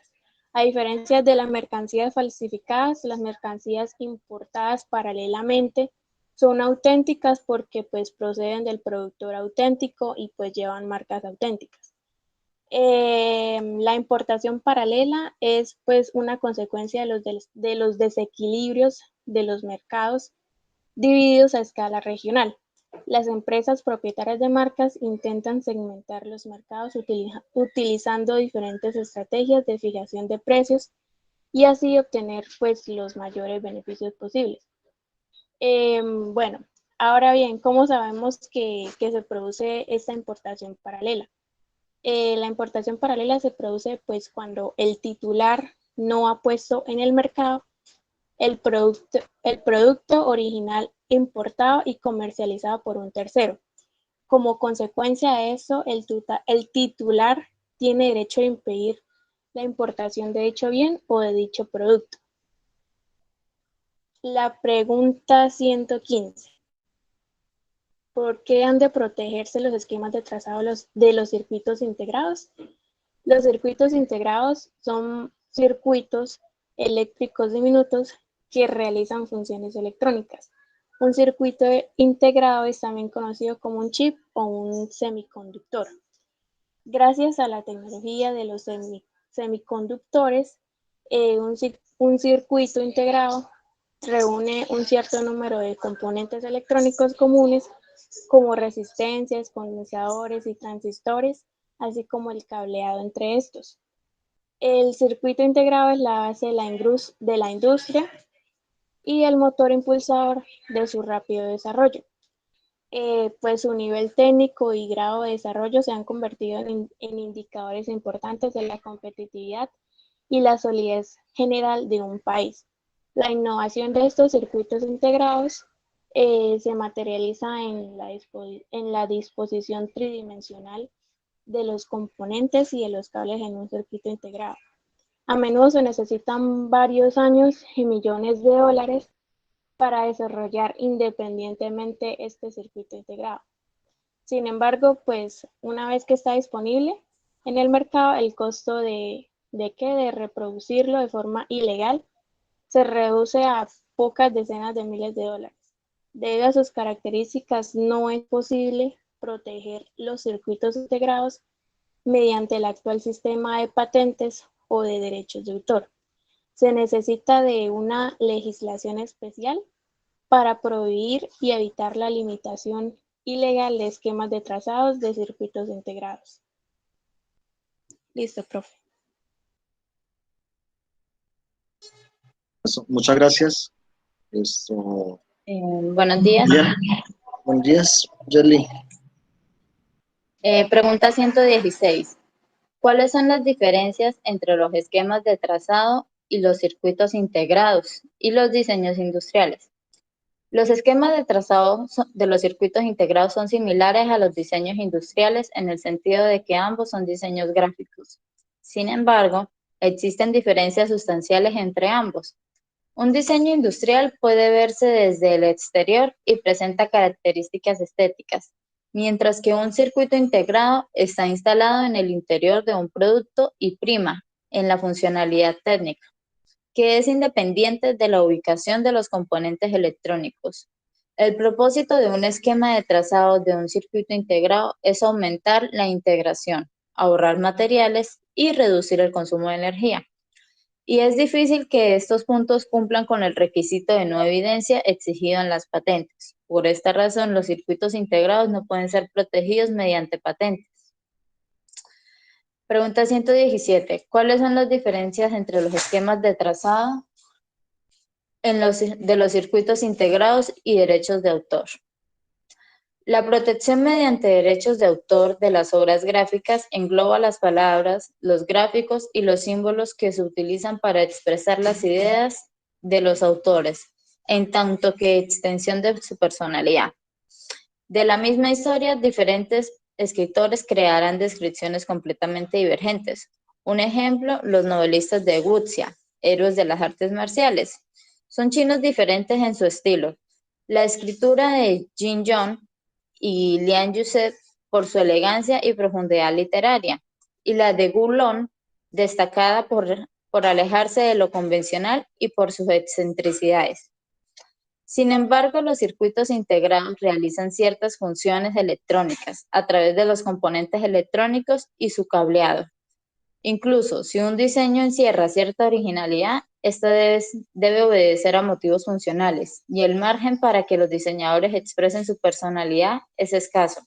Por lo tanto, los circuitos integrados tampoco pueden gozar de protección mediante derechos de autor. Pregunta 118. ¿Qué son los derechos sobre las obtenciones vegetales?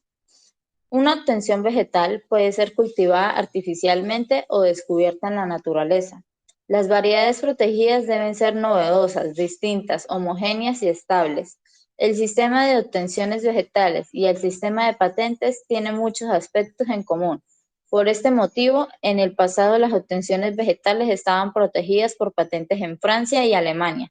Sin embargo, dado que las patentes abarcan muchos ámbitos tecnológicos y que los derechos de obtener solo protegen las obtenciones vegetales y presentan numerosas particularidades.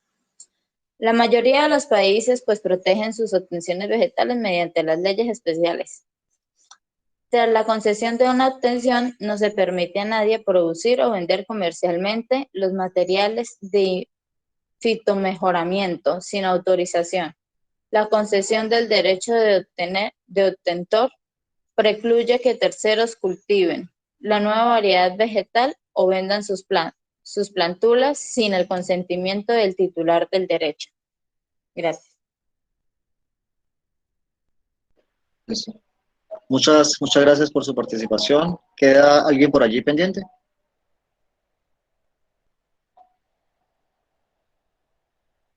A ver. Ya terminaron entonces este No, grupo. Ya. a mí me faltó, pero las preguntas son de las 125 a las 128. No sé si Ok, falta. ya. Ok, pero ¿quién falta por exponer?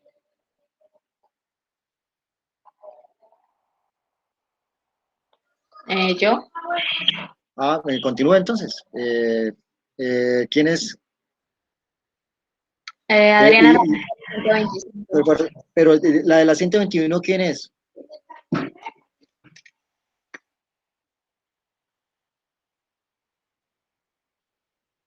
la verdad, por mi parte, no sé. Ya va, déjame revisar a ver, ya.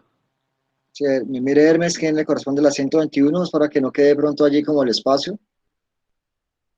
Sí, profe, lo que pasa es que pues como nosotros nos dividimos los temas, cada Sí. quien pues era responsable de su parte y No, si no claro que contestan me imagino que es porque no están en la clase o no ok. tienen No, internet.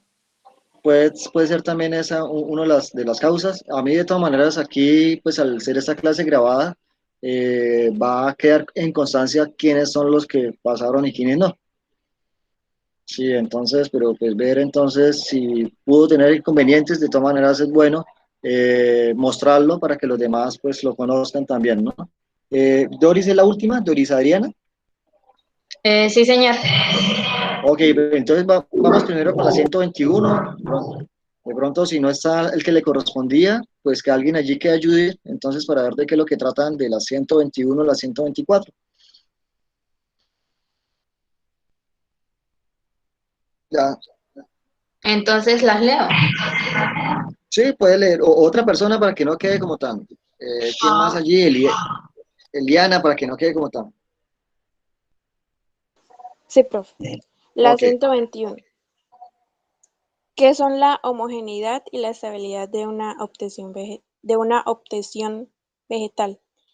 La homogeneidad y la estabilidad de una obtención vegetal se asemejan a la utilidad de las patentes.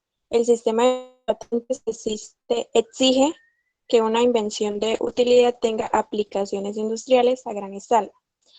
Para que una obtención vegetal sea susceptible de protección, debe ser posible utilizarla a gran escala. ¿Qué es una indicación geográfica? Las características particulares de un lugar siempre confieren características singulares. Asimismo, en muchos lugares se elaboran especialidades únicas. Tomemos como ejemplo el vino. Los vinos de casta se producen a partir de buenas uvas, ya que la calidad de un caldo depende de las materias primas y de la técnica de vinificación. Por ejemplo, el champán, producido en Champagne, es famoso por su calidad y por sus características. En lo que respecta a los derechos de la producción intelectual, es conocidos productos cuya calidad o características dependen en gran medida de los entornos geográficos locales, suelen estar representados por sus denominaciones geográficas. ¿Cuáles son las diferencias entre una indicación geográfica y pues una marca? Tanto las indicaciones geográficas como las marcas son signos que designan el origen de los productos. Una indicación geográfica designa un producto específico procedente de una zona concreta que confiere al producto sus características y especificaciones, mientras que una marca designa productos o servicios de una empresa específica. La reputación de una marca proviene de su funcionamiento comercial y de la publicidad y promoción de la empresa, mientras que la indicación geográfica se deriva de condiciones medioambientales y del patrimonio cultural.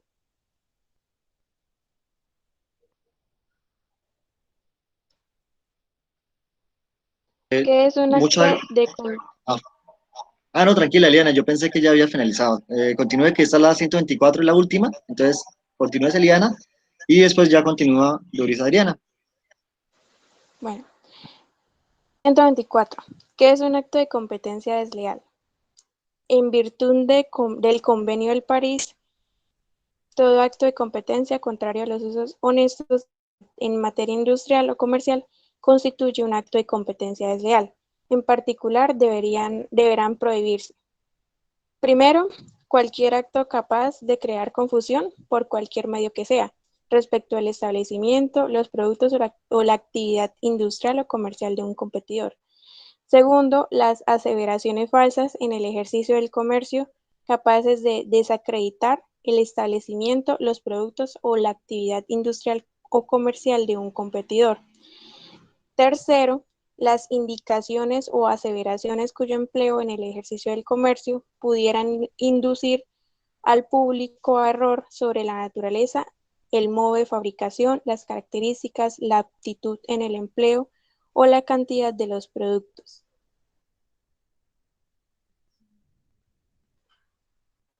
$125, ¿qué es un secreto comercial? Un secreto comercial, o también llamado información no divulgada, son aspectos reservados del empresario que son utilizados continuamente en su operación empresarial. Bien, la mayoría de los objetos de protección por medio de propiedad intelectual debe hacerse públicos y por lo tanto se protege con patentes, marcas y derechos de autor, como ya habían mencionado antes los demás compañeros. En cuanto a la protección para los secretos comerciales, estrictamente debe tener la condición de secreto. El público no será consciente del contenido de ese secreto y por esto los secretos comerciales presentan mayores ventajas competitivas y es más atractivo al público. Siguiente. 126. ¿En qué se difiere la protección que proporciona las patentes de la de los derechos comerciales? Entonces tenemos que las patentes difieren en, primero, que cualquier utilización por terceros de tecnología protegida por una patente constituye una infracción, independientemente de si la tecnología en cuestión ha sido desarrollada por el tercero en cuestión o copiada de la tecnología patentada.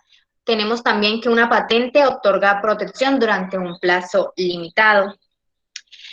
Para los derechos comerciales tenemos que difieren en que primero, para que se produzca una vulneración del secreto comercial es que se logre el acceso a la información mediante prácticas deshonestas o desleales, tales como el robo, el soborno, etc. Cuando se accede a la información por ingeniería inversa, no se está infringiendo como tal en el secreto comercial. Tenemos que este puede proporcionar protección permanente siempre y cuando se tomen las medidas apropiadas para mantener la confidencialidad. Entonces, el secreto comercial tendrá protección hasta que se divulgue cuál es el contenido de ese secreto comercial. Tenemos un ejemplo muy claro, el cual es el de Coca-Cola, la fórmula de Coca-Cola. Hay que también tener en cuenta que cuando el método no es fácil de obtener, lo más apropiado es pues protegerla con un secreto comercial. Si alguien más la hace público, pues como ya había dicho, pues perderá su sentido y la protección. Si el titular, en cambio, quiere que el derecho, que el secreto sea comercializado, entonces lo más apropiado es que la patente con las patentes, perdón. Siguiente. ¿Cómo debe protegerse la cultura tradicional? Pues esta noción incluye... Ay, la pusieron incompleta. Bueno. Ok. Bueno, la protección de la cultura tradicional. Entiéndase cultura tradicional los aspectos singulares del carácter que se ha formado a lo largo de la evolución en un país. El modelo jurídico adaptado para su protección son los derechos de autor, propiedad intelectual, la legislación sobre competencia desleal y patrimonio cultural. Entonces son como que varios métodos que se usan para pues proteger la cultura tradicional. Un ejemplo de ello tenemos a China, que tiene una ley de patrimonio cultural inmaterial. 128, ¿cómo protege los recursos genéticos la comunidad internacional? Entonces, el marco legislativo de esta protección es el Convenio sobre Diversidad Biológica, el cual establece el principio de soberanía estatal sobre los recursos genéticos, donde los Estados miembros comparten beneficios derivados del uso de estos recursos. En Colombia, los recursos genéticos son propiedad del Estado, son intangibles, imprescriptibles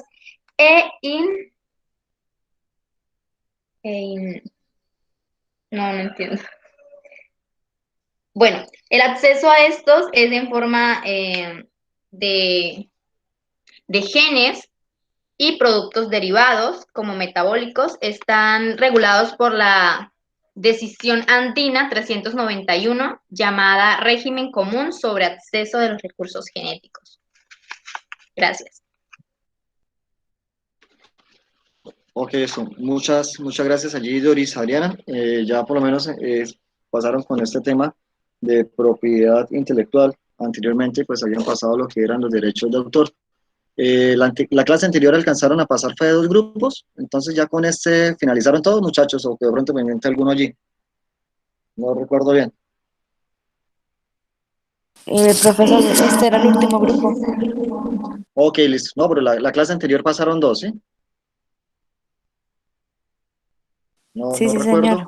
Ok, listo. Bueno, entonces les agradezco a ustedes mucho por haber pues hecho estas exposiciones de estos temas, ¿no? Que pues hacen parte pues de toda esta temática, también del mercadeo internacional, por cuanto pues deben también tomarse en cuenta, tenerse en cuenta, porque pues son marcas que pues van a hacer presencia en cada uno de los países en los cuales se decida pues a realizar transacciones o internacionalizar la marca o hacer exportaciones de sus bienes, de aquellos productos que estén elaborando. Entonces es un tema interesante.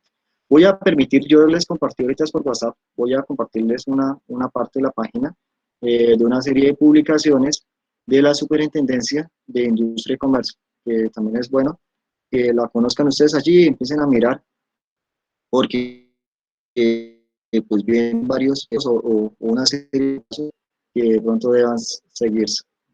estoy por acá esperando que pues, pueda entonces compartirse la página, ya casi va a iniciar.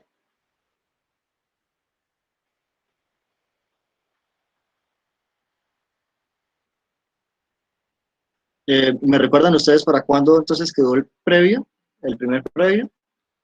¿Para la siguiente semana o para la primera o para la segunda semana? Para la segunda semana, profe, el 22. Ok, listo. Entonces, viene falta la clase entonces del 15 y sigue la del 22. La próxima clase es un simple repaso que se hace, como para no saturar más de temas. Y bueno, entonces vamos con esta parte de las publicaciones. Aquí por lo menos pueden apreciar, yo les compartí por WhatsApp, tiene una serie de publicaciones de la Superintendencia de Industria y Comercio. Pues ven unos temas, manual de denominaciones de origen, donde se puede descargar el PDF, hay unas, biotecnología en el mundo, panorama general de patentes, abril 2019, guía rápida de la propiedad industrial. Cuando son guías, pues entonces es como que el paso a paso que debe seguirse allí. Guía para búsquedas de signos distintivos en la página de la Superintendencia de Industria y Comercio. Allí buscan lo que es tiene que buscar el CIPI, que es la Oficina Virtual de Propiedad Intelectual, Industrial, perdón, tiene que registrarse y empezar de pronto a hacer esta búsqueda. Instructivo para el examen de registrabilidad de la marca. Viene este libro que es interesante, Simposio sobre régimen de propiedad industrial de la Comunidad Andina de Naciones. Ese es un texto del año 2000. Mirar si me permiten aquí.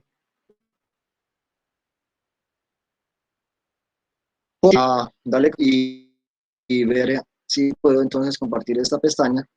Voy a permitir entonces inicialmente que aperture. A ver, esta pestaña de qué es lo que trata. Si es un... Ok, listo. Le doy a compartir esta pestaña. Revisan si ya aparecen allí este documento.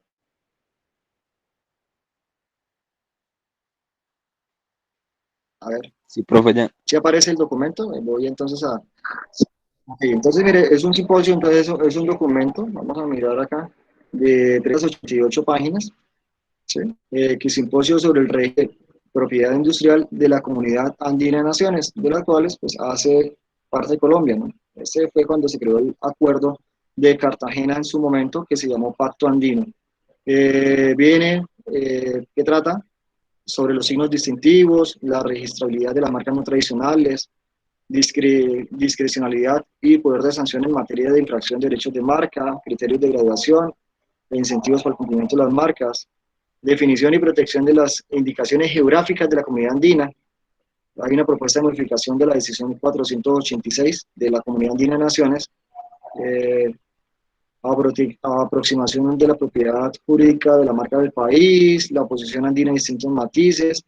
Allí entonces vemos principio de doble estancia en materia de propiedad industrial en Colombia, sistema de protección de los nombres comerciales en la Comunidad Andina, oposición andina como mecanismo de integración subregional, la marca notoriamente conocida, su regulación en la Comunidad Andina, ¿no? Entonces allí vemos pues esa serie de países que hacen parte de la Comunidad Andina, cómo es que tratan en torno a estos temas. En torno a las nuevas creaciones, continuamos, son 388 páginas, y positiva, allí son varios temas que van dando allí. Vamos a continuar más bien con la pestaña inicial. Ahí por lo menos a mirar qué otros documentos podrán ser interesantes para que pues, lo vayan descargando ustedes allí y lo vayan mirando. Guía de búsqueda de patentes, eso ya es para ingresar a la página. Permítanme, estoy acá regresando. Tratado de cooperación en materia de patente, mire, también es importante. Tratado de cooperación, vamos a mirarlo. Vamos a mirar de qué es lo que trata este tratado de cooperación. Vamos a compartir esta pestaña y esperemos allí que se pueda entonces visualizar.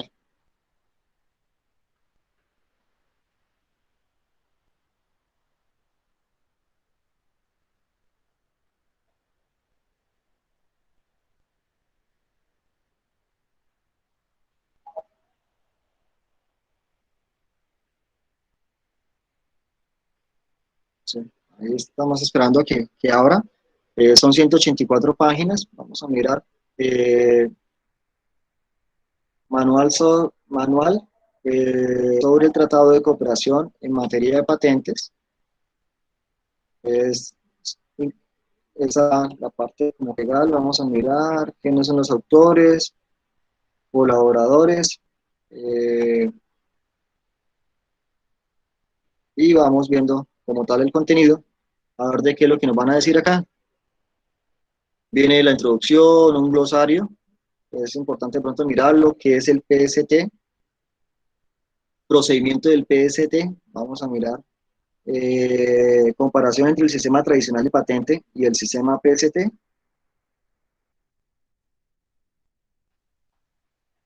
funciones de las oficinas administradoras del PST, preparación de la solicitud internacional,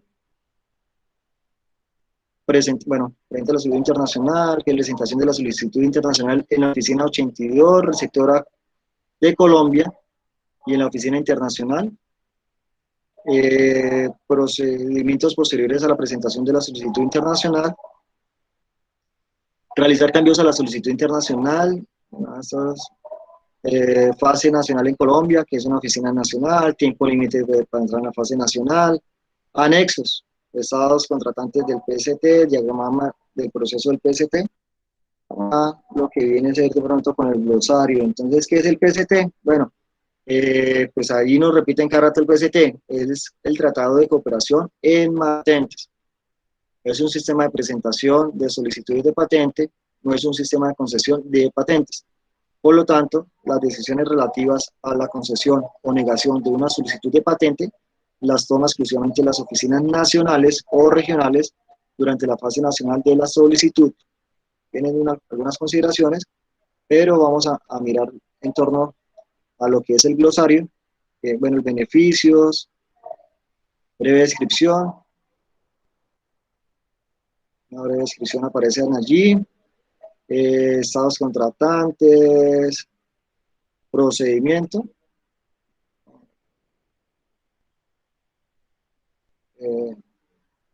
fase internacional, búsqueda internacional,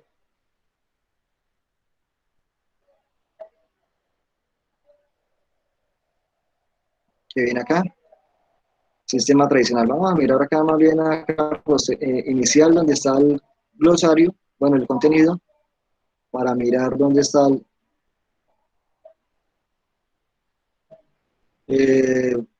bueno, había leído allí como que, bueno, contenido, términos y abreviaciones son lo que venían allí en la 9, pero pues no. Mira la 9.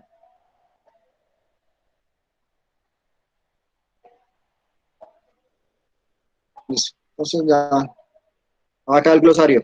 Glosario, bueno, listo. Entonces, ¿cómo es que está definido esto? Entonces, este es el glosario, vienen unas siglas. ¿Sí?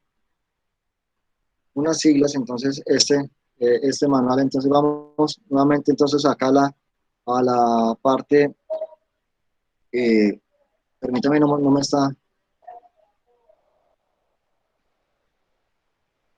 ok, estoy revisando acá nuevamente, dejé de compartir allí, jóvenes, qué pena, que soy, Sí, profe, no está compartiendo.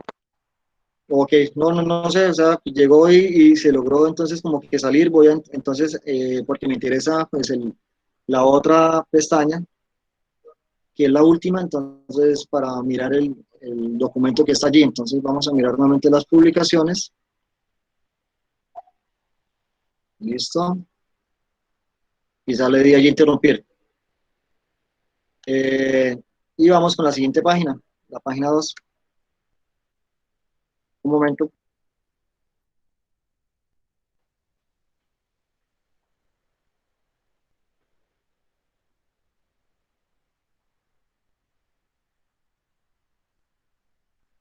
Uy. Se alcanzan a ver allí, entonces viene lo que es la propiedad industrial 2020, ese documento es interesante que lo tengan allí, voy entonces me abre la otra pestaña y voy a entonces compartir esta pestaña, para ver.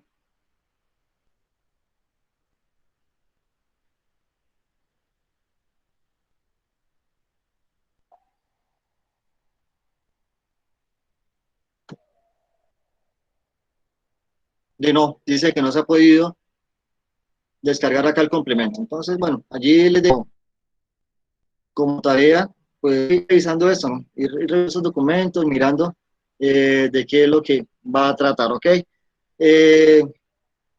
Para el previo, pues va a ser dentro de 15 días, ¿no? Pues de qué es lo que vamos a hacer, lo que vimos acá, pues en las clases. Yo no le voy a preguntar algo distinto a lo que no se logró ver. Entonces, allí tienen de pronto el material, las guías.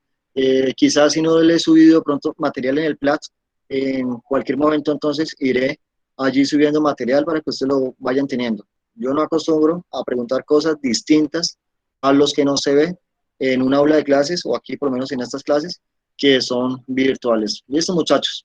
¿Alguna pregunta, inquietud, duda, comentario, sugerencia, aporte?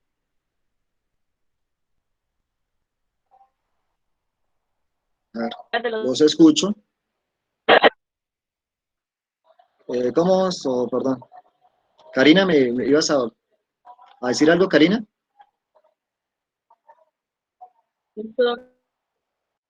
Ok, listo. Entonces, bueno, muchachos, entonces no siendo más, perdón, es que no le alcanzo a escuchar bien. Ok. Vamos a ver, Karina. Bueno, listo, muchachos. Entonces, pues no siendo más, les agradezco mucho su atención y nos estaremos viendo entonces dentro de 8 días. Ok, muchachos, que pasen, pues bueno, sigan con sus actividades académicas. Hasta luego, profe, gracias. Hasta luego, profe, gracias. Hasta luego, profe, Que gracias. Hasta luego, estén profe. bien. Ok, Hasta que estén luego. bien. Hasta luego, Hasta profe. luego. Chao, Hasta luego, profe. profe, Hasta luego. gracias. Buen día.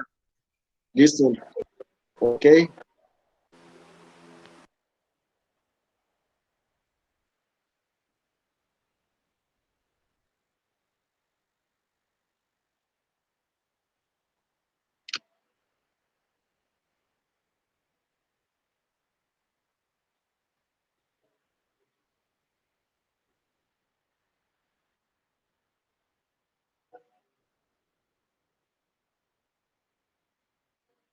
Ok, bueno, entonces ya finalizada la clase de hoy, pues terminó la grabación y nos